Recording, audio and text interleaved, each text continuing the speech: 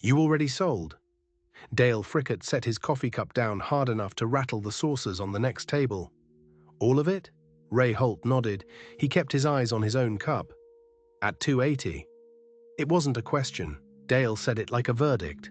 The Millbrook Co-op Diner on a Tuesday morning in October 1983 was not a place for private conversations. There were 8 other farmers at 4 tables, and every one of them had just heard what Dale said. 280 a bushel. Corn, already sold. Every last kernel. Ray nodded again. Dale leaned back and laughed. Not a mean laugh. Something worse, a pitying one. "Ray, they're saying 350 by February. Harlan Stuber over in Benton County's already got quotes for 360 on delayed pricing. You left 70 cents a bushel on the table." Ray said nothing. "On how many bushels?" someone at the back table asked. Ray didn't answer that either. He finished his coffee, put exact change on the counter, and left. Behind him, the conversation broke open like a ripe ear. "Margaret." Here's what they didn't know.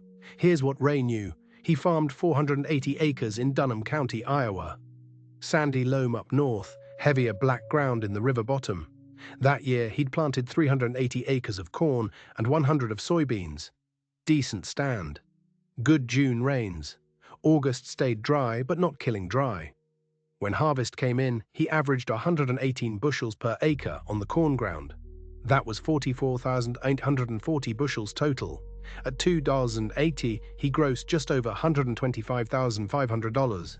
He'd taken the price the week before harvest, sold the entire position forward to the elevator, delivery through November 15th. No basis contracts, no delayed pricing, no storage. Done. His operating loan for the year was $68,000.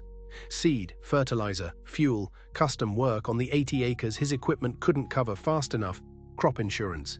He owed the bank $68,000 plus interest at 14.5%, because this was 1983 and interest rates were not a joke. That interest had been running since March. By November, it would be roughly $9,800 in carrying cost on top of principal. So the loan payoff was $77,000 out of the $800, approximately. After that, he had $47,700 left. Out of that came land rent. He rented 320 of his 480 acres at $110 per acre. That was $3,500, which left him $12,500 for living expenses, equipment repairs, and the seed deposit he'd need to put down by February for next year's crop. It was not a rich man's math, but it was a solvent man's math. He'd done the math in September. Sat at the kitchen table with a legal pad and a cup of coffee gone cold and worked it through twice. At $2.80, the numbers worked. He could pay the bank. He could pay the landlords. He could stay in business.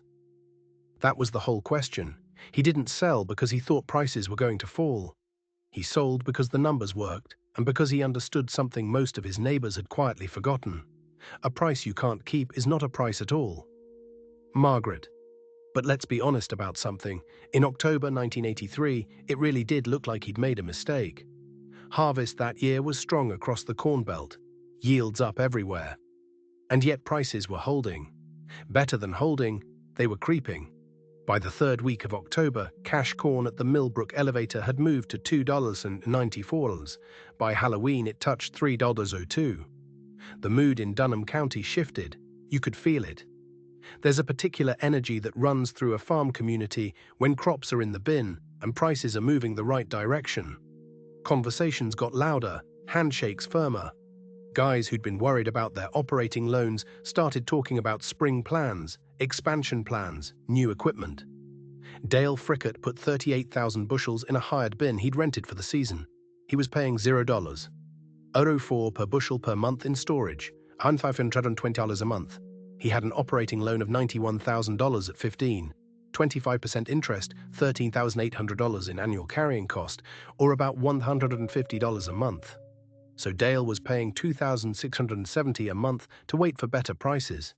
Every 30 days he held, he needed corn to move up more than $0.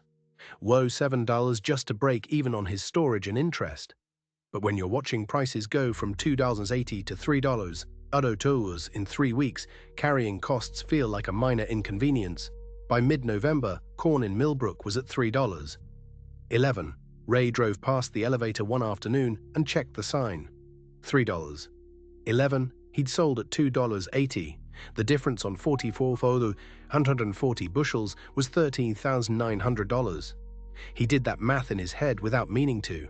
It just arrived, the way bad news does.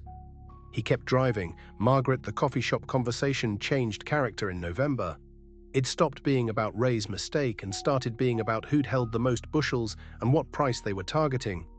Harland Stuber, who farmed 640 acres across the county line, had 51,000 bushels in a new grain bin he'd put up in September. Steel bin, 27,000 bushel capacity, and he'd rented a flat storage building for the overflow. He'd financed the bin on a 7-year note at 16%. Monthly payment around $480.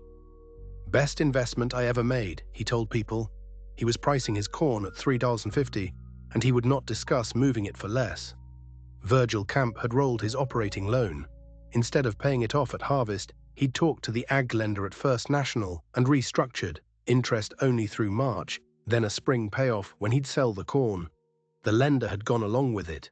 Corn was the collateral, and corn looked good. Virgil's playing it smart, people said at the co-op. 3 other farmers Ray knew had done versions of the same thing. Hold the corn, extend the loan, wait for the price. The logic wasn't crazy, it had worked before. In 1979 and 1980, farmers who held through the winter had collected $3, $60 and better in the spring. The muscle memory of that move was still fresh. The brain said, this is how you make the extra money, this is how you get ahead. Ray watched all of this. He said very little. He'd paid off his operating loan in early November, walked into First National, wrote the check, shook hands with Jim Bellett, the ag lender, and left. Clean. Done. Jim Bellett had given him a look. You're not holding any bushels? Ray said no. Jim nodded slowly. You might leave some money out there. Ray said he knew, he did know, and he was starting to wonder if he'd made the wrong call. Margaret, here's where it gets complicated, because markets don't cooperate with clean stories. November went to December and corn kept rising. By December 10th, the Millbrook board read $3.18. By December 22nd, $3.24. Ray was at his brother-in-law's for Christmas, and someone brought it up. Not even cruelly, just as a fact, the way you'd mention weather. Corn's at $3.24. Ray, you holding any? Ray said no. His brother-in-law said nothing, but his wife's face said enough. The number Ray kept returning to was $3. 24 minus $2. 80 equals $0. 44 times 44,140 bushels equals 19,730. That was the gap between what he'd taken and what he could have taken if he'd sold that day. $20,000. Not a rounding error on a farm grossing $125,000. Real money. Was he wrong? Here's the thing about financial decisions made under uncertainty.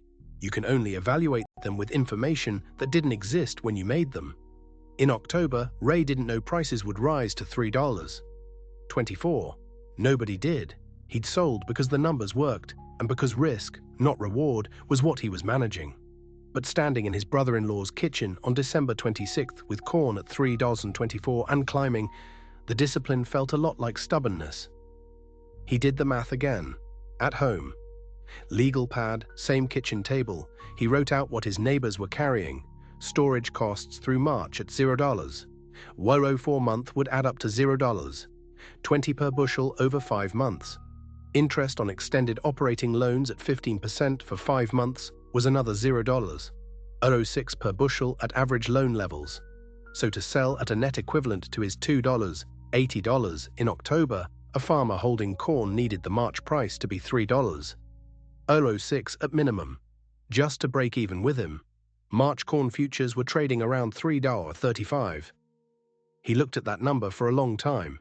At $3.35, they'd beat him. Net of carrying costs, they'd net $3.09. Better than his $2.80. He'd reduced the risk. They'd taken the risk, and right now it looked like the risk was paying off. He put the legal pad away and went to bed. Margaret, January came in cold. The first week, corn moved to $3.28, then $3.31. Harland Stuber reportedly told someone he was waiting for $3.75. "It's going there," he said. "The Russians need corn. Demand is there." Demand. That word was doing a lot of heavy lifting that January. Here's what was actually happening, though nobody in Dunham County was paying close enough attention. The US dollar had been strengthening hard since 1980.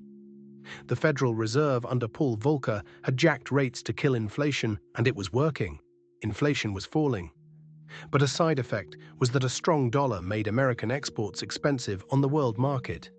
A bushel of Iowa corn priced in strong dollars cost more in Soviet rubles, in Japanese yen, in Brazilian cruzeiros than it had 3 years earlier. Not because corn was worth more, because the dollar was worth more. Export sales had been slowing since late 1981. The USDA numbers were there for anyone who wanted to look. Corn export inspections in the last quarter of 1983 were running 12% below the prior year. Brazil was expanding its own corn acreage. Argentina was competitive on price. The Soviet Union, after the grain embargo years, was diversifying its supply sources. Demand was not where Harlan thought it was. And there was a policy piece coming that almost nobody had priced in. The Reagan administration's Payment-in-Kind program, PICA, had already been announced, designed to reduce surpluses by paying farmers in surplus grain to idle acres. If it worked, and it was working, it would cut 1984 plantings significantly. Tighter supply ahead should support prices. But the other side of PIC was that the government was releasing existing grain stocks into the market as payments, adding supply now, which pressed near-term prices even as it theoretically reduced future supply. The market was sorting through that math in real time, and it was not simple. In the second week of January 1984, corn at Millbrook pulled back to $3.19. A week later, $3. 11th Margaret. The first round of doubt was quiet. Dale Frickett mentioned at the elevator that the basis had weakened. The local cash price was falling faster than futures because the local elevators were full and there was nowhere to move corn. "Basis'll recover," he said, but his voice had a different register than it had in November. Virgil Camp called First National about extending his interest-only period through April. Jim Bellett said he'd need to see the corn, needed to know it was properly stored, needed an updated financial statement. Virgil had expected a routine call. It turned into a 45-minute conversation he hadn't anticipated. By late January, corn in Millbrook was at $3.02, right back where it had been on Halloween. The carrying costs were real now. Dale had been paying $2,170 a month for 3 months to hold his 38,000 bushels. He'd spent $8,010 in storage and interest since harvest. To be ahead of Ray Holt's $2.80 from October, he needed to net better than $2.80 after costs. At $3.02 cash, minus storage and interest costs through January, his net was approximately $2.81 tons. He was barely ahead, and prices were moving the wrong way. Harlan Stuber was not selling at $3.02. He'd told people he was waiting for $3.50. Publicly, loudly, his entire identity in the community had become wrapped up in this position. If he sold now at $3.02, he'd net maybe $2.75 after all his carrying costs on the bin he'd just financed. He'd lose money relative to Ray Holt, who everyone had been laughing at in October. That was not something Harlan could process, so he held. This is where ego becomes a financial instrument, not metaphorically, literally. Harlan's decision to hold through January was not primarily an economic decision. It was a reputational one. He could not be the guy who waited 6 months and lost money doing it. The holding became mandatory, psychologically, regardless of what the market was signaling. Ray watched this from a distance and didn't say a word. Margaret, February 1984. Corn broke through $3, EO0 to the downside and kept moving. The news flow turned. Export sales data came out showing another weak quarter. A USDA crop report showed global supply larger than expected. Brazil's harvest was coming in strong. The dollar was still high. And the PICI program, while bullish for distant future prices, was releasing enough government-held grain into the market to keep near-term prices under pressure. The market was repricing all of it simultaneously. $2.94, $2.88, $2.81. By mid-February, corn in Millbrook was at $2.78, 2 cents below what Ray Holt had sold for in October. Dale Frickett's 38,000 bushels, sitting in that hired bin, were now worth less at market than Ray had received 5 months earlier, before Dale had spent $13,000 in carrying costs to get there. Dale sold 10,000 bushels. He needed the cash. His personal operating expenses had gotten ahead of him, and with the operating loan still outstanding, his cushion was gone. Sold at $2.78 net of costs, he took $2.53 equivalent, 70 cents below what he'd been targeting in November. He didn't talk about it at the coffee shop. Margaret March was worse. The collapse that everyone had told themselves couldn't happen started happening in earnest. Prices broke hard. Millbrook cash corn hit $2.60, then $2.48. By the third week of March, it touched $2.31, 42 cents below Ray's October price. On 44,840 bushels, that gap was 18,132s. But Ray's bushels were sold, long gone, paid for operating loans that were now settled, for land rent that was now paid, for machinery repairs that were now done. His neighbor's bushels were still sitting in bins, hemorrhaging value by the day. Harland Stuber finally called the elevator. He wanted to know what delayed price contracts were available. The elevator manager, Carl Welch, told him the truth. Bases had blown out, the local market was full, the only bids available were for spring delivery, and they were not pretty. Harland asked what he could get. Carl said $2.33 for April delivery. Harland went quiet on the phone for a long moment. "I'll call you back," he said. He didn't call back for 4 days. When he did, he sold everything, 51,000 bushels at $2.30 average, after storage costs from September through March at $0. Injo 4 per bushel per month, $0, 28 total, plus interest on his operating loan at 25% annualized over 7 months. His net realization was approximately $1.90 per bushel. He'd watched a price of $3.20 in December and chosen not to sell because he wanted $3.50. He netted $1.90. The bin he'd financed at 16% over 7 years was still sitting on his property. Still had 82 payments to go. Virgil Camp's situation was harder. He couldn't get an April extension from First National. Jim Bellott, polite but firm, told Virgil that the bank needed the operating loan serviced. The loan was collateralized by grain whose value had dropped significantly. The bank was nervous. Virgil needed to sell the corn and pay down the note immediately. If he couldn't do that, they'd need to talk about other collateral, equipment, real estate. Virgil sold in the last week of March at $2.28. His net, after interest and the rolled loan structure, was under $1.80 per bushel. He paid the bank. He had nothing left for spring seed and inputs. He went back to First National for a new operating loan for 1984. Jim Bellott approved it, but with conditions: additional collateral, a reduced line, and monthly reporting. Virgil signed everything and tried not to think about what the terms meant. He was still farming. But he wasn't the same kind of farmer he'd been in October. Margaret Ray Holt put his 1984 operating loan application into First National in early March. $72,000, roughly the same as last year. Jim Bellott approved it in 2 days. No conditions, no additional collateral, no conversation about the farm's financial health. Ray had paid off his prior loan in November. His balance sheet was clean. He was a preferred customer. He planted corn in May. Same 380 acres. He watched prices all summer, not with anxiety, but with professional attention, the way you watch weather.